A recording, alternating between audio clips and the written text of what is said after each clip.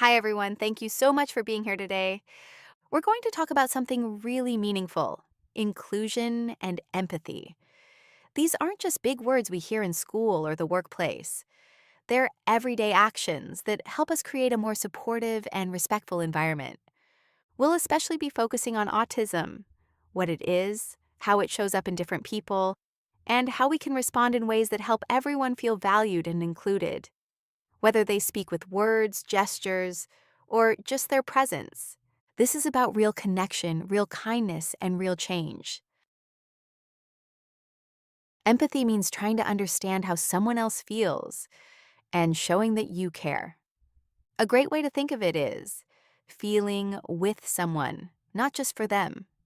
So if someone's having a tough day, empathy isn't just saying, that sucks. It's showing up for them, being present, and maybe asking, how can I support you right now? Let's take a moment. Can you think of a time when someone showed you empathy? What did they do that helped you feel understood? Inclusion is more than just being in the same room. It's about feeling accepted, supported, and respected for who you are. Here are some key ways we make that happen. We embrace differences. Every student or person brings something unique. We create a culture of empathy and support. We communicate openly, especially when someone communicates differently. We make sure everyone has the tools they need. And we raise awareness, especially about autism and neurodiversity. Let's talk about autism. Autism is a neurological condition, meaning it affects how a person experiences the world, communicates, and connects with others. In 2022, about 1 in 31 8-year-olds were identified with autism.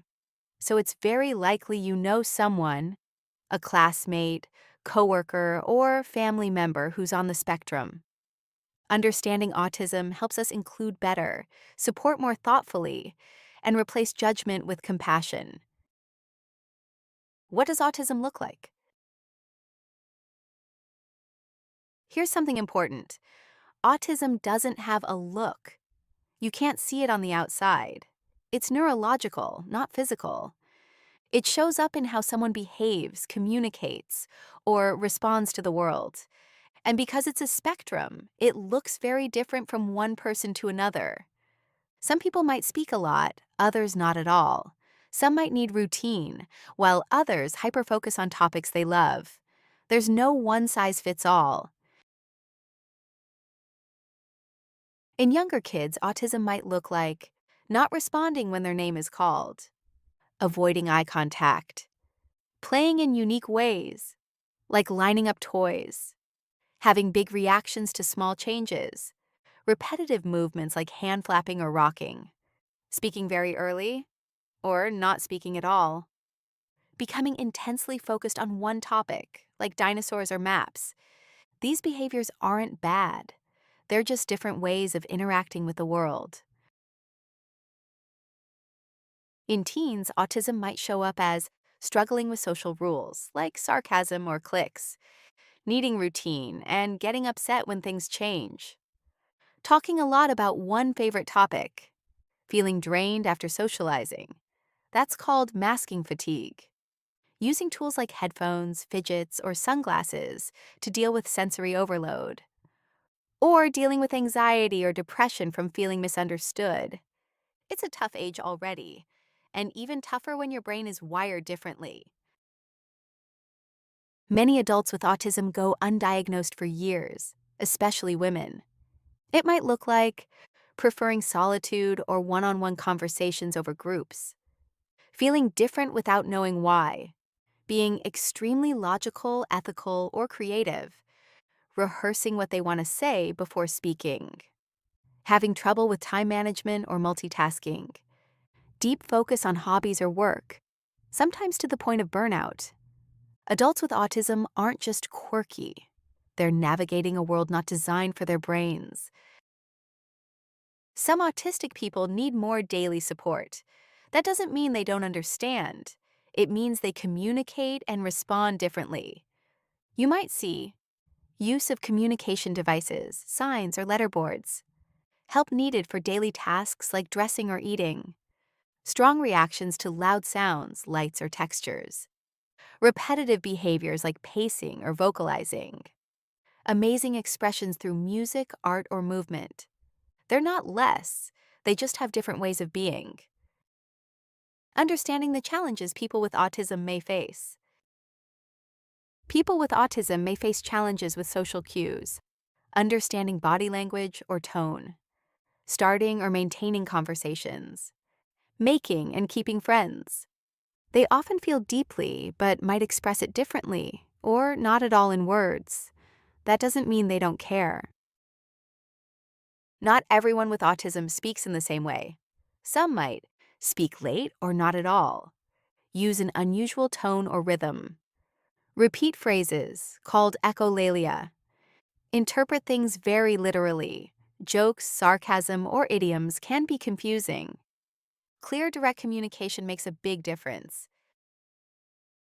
You might notice behaviors like rocking, spinning, or hand flapping, deep interest in one topic for months or years, lining up items or creating patterns. These aren't things to fix. They can be calming or bring joy. Sensory sensitivity is a big part of autism. Sounds might feel too loud. Bright lights might be painful. Clothing textures might feel unbearable. Smells or tastes might be overwhelming. Think of it like this. The world is louder, brighter, and more intense, and it takes extra energy to process all of it. Here's a helpful metaphor to help you understand the difference between being overwhelmed and being dysregulated. Imagine your brain is like a house full of appliances. In a neurotypical brain, when there's too much going on, the circuit breaker flips, resets, and things are fine. But in an autistic brain, the whole fuse box might blow. They lose access to their normal coping tools. Not because they're misbehaving, but because they literally can't reset in that moment. Dysregulation can look like crying, yelling, or laughing unexpectedly, shutting down completely, repetitive movements or vocalizations, running away, which is referred to as eloping, hiding, covering ears, or avoiding, aggression or self-injury, not to hurt others, but to release stress. It might take a long time to recover, and that's okay. Patience is key. Have you ever felt overwhelmed, frozen, or like everything was just too much? What helped you get through it?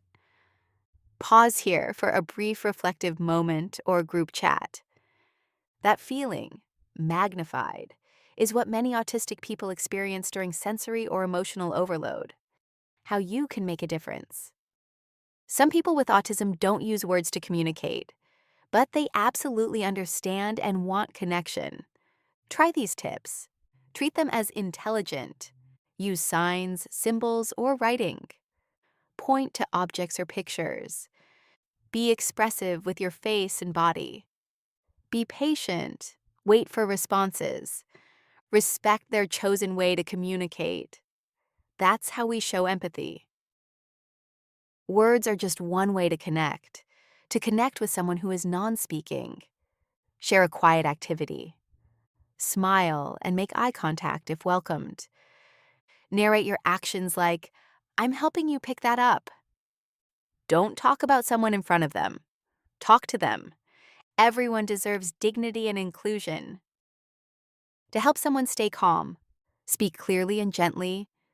Avoid touching unless invited. Offer quiet spaces when overwhelmed. Give time warnings for transitions. Respect stimming.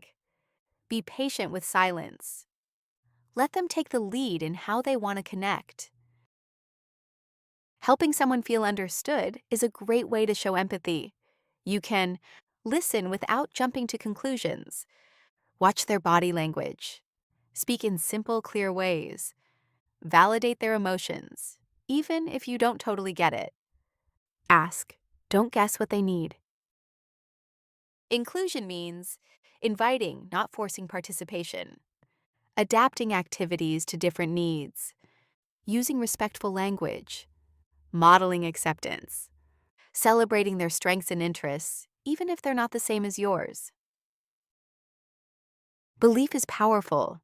You can help someone believe in themselves by focusing on abilities, not limitations, supporting their passions, celebrating small wins, reminding them their brain is different, not broken, including them in decisions about their life.